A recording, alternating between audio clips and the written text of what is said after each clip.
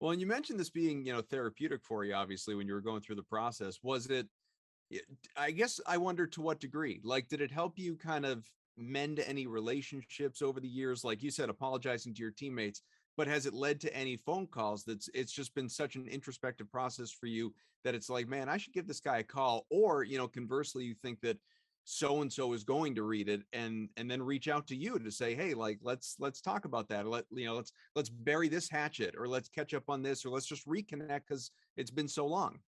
Well, I did have one conversation with Larry, and that was I think the one teammate that I have a disconnect from. Everybody else I've connected, and we're like old war buddies. Yeah. Larry's always been. Even when I played, Larry and I were not the best of friends. Mm-hmm. We were coworkers. We worked together, and Mm-hmm. we did it well. But our interests were completely different. I wasn't a beer drinker. Larry didn't like social issues, and so our worlds did not mingle in that way. And I remember at one point, I think I had made a statement, and I said that Kevin Garnett was the best all-around player maybe ever to put the Yeah, green on. you said it on this show. And Greg Dickerson went to Larry when Larry was coaching at Indiana and said, "Well, Max said that you were the best, that Kevin Garnett was the best all-around player." And Larry gave some answer like, "Well, Max is gonna quit on them like he quit on us." Hmm. And it was just like jarring the way it was like, it wasn't insulting if I say that Kevin was the best all around. I don't think that anybody, you could argue the point, but it's on a very, very short list. So it wasn't anything insulting. And I met some people who said to me, I mean, when I used to do WEI, I used to Mm-hmm. talk radio, there will be sometimes Larry defenders who would come at me and say, well, you didn't do this and you didn't do that. And Larry, I said, dude, you don't have to protect Larry Bird. What I said doesn't take away from the greatness of Larry Bird. He's one of the greatest players ever to play the game. But when it comes to the green, Kevin Garnett was a dynamic defender, and he was a dynamic offensive player. And he was not as good as Larry Bird offensively, and not as good as Bill Russell defensively. But someplace in the middle right there, that dude's a bad man. He has stats that are only stats that Kevin Garnett has. It's something like 15,000 this or 10,000 this, and all the play, and that's why he's going. He's going into the Hall of Fame. So it wasn't anything to insult Larry, and I'm sorry that he even felt like that, because it doesn't take away from the greatness of who he was as a player or my opinion about his greatness. I mean, my era, I loved it. People will ask me right now, they'll say, well, how was it playing with Larry Bird? And I would immediately always say, well, you mean, how was it for Larry Bird to play with me? Is that what you're saying? So I just I have fun with it. But like you said, the connection in doing the book, and some of the sports in the book, one of them is written by Robert Parrish himself. He has a big part in talking about it. Danny Ainge is talking about it. Kevin McHale. There are stories about all these guys who I played with. So it was it was therapeutic in me getting it out, but not necessarily as much about connecting, except maybe with Larry. Well, the other thing too is that, and I think, well, I don't want to put words in your mouth. I guess tell me if you disagree, but I feel like, where maybe Larry took that the wrong way, or where others who have, heard this from you take it the wrong way when it's just blasted out as, a headline on Twitter, and it's, oh my, this hot take and all of that stuff. I don't think you're saying that Kevin Garnett was a better all-around Celtic than Larry Bird. I don't think you could even argue like Kevin Garnett, his Celtics accomplishments compared to Larry Bird's accomplishments, they're not in the same spectrum.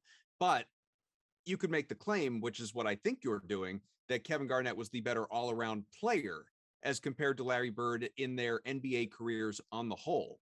Obviously, what one did in Boston singularly to what the other did in Boston singularly, you can't compare those.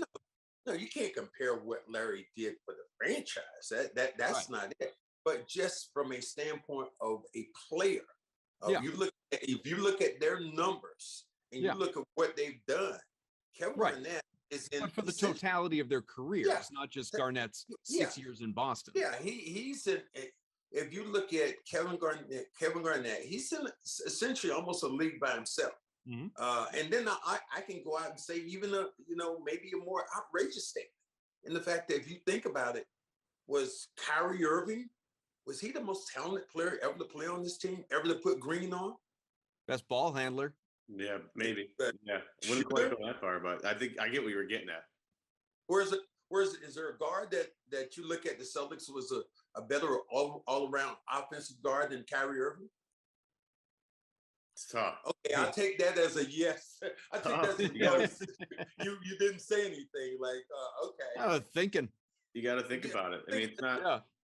How long do you have to think? I mean, you give me a player that you might even think that could compare to Kevin, that compare to Kyrie Irving, that wore the only one I could think about that explosive might have been Isaiah. Right. Isaiah Thomas play. But other than that, everybody else has never really been that explosive from the guard position. You could think about you think about who's the great guards you think, because normally you don't think of great guards when you think of Celtics. You don't really, you might think about it's like Sam Jones and Kuzi, and that's. And Sam Jones really wasn't a guard. He was more like a. He played everywhere, so it's hard to I mean, you think about is he more explosive than John Havlicek? Yeah. Was he more explosive than Bob? I mean, it's hard to measure eras, but is Kyrie Irving a better ball handler than Bob Cousy was? Not even a question. So when I say from a talent and a skill standpoint, not too many people I know, and it'll be a very small list when I think about it, who has been as talented as Kyrie Irving has been. And the only one I can think about, maybe Bill Russell. Bill Russell ran track. He was in the Olympics. He long jump. He could run the 100. Maybe he's the only one physically I think about when I say, wow, that guy physically could compete with maybe Kyrie Irving, or Kyrie Irving could compete with him. Yeah, it's tough. I think we transcend eras. It's really difficult. One of my favorite guys, JoJo White, is one of he has the body of a guy today. And he was playing 40 years ago, 50 years ago. So it's like, there are certain guys that transcend eras. Like Russell's one of those guys, and you could plop him down today and he'd be just fine. He would figure it out. But not everybody's like that. You can't take Sam Cousy or Bob Cousy and put him in today's NBA and assume that he would, it would take him a while to adapt to the speed and the ball handling today. I mean, if you watch the videos, and I'm not trying to talk down on Cousy here, but if you just watch the videos and watch him dribble a basketball and then watch Kyrie dribble a basketball, it's a lot of difference here. No, I mean, the game that falls stolen from him routinely, the way he's dribbling out around him, it's how many skills does Marcus Smart have if he's guarding Bob Cousy? The game is completely different. I do understand that, and I'm not trying to slap at anybody when it comes to. I looked at them paws around you. I was like, what the hell is that behind? My puppy, she's sleeping currently. I was like, whoa, there's Bigfoot, he lives. But I do believe. There you go. I do believe when you think about who he is and what Kyrie Irving has done, there are very, very few people that I could think about who have been as explosive. Mm-hmm.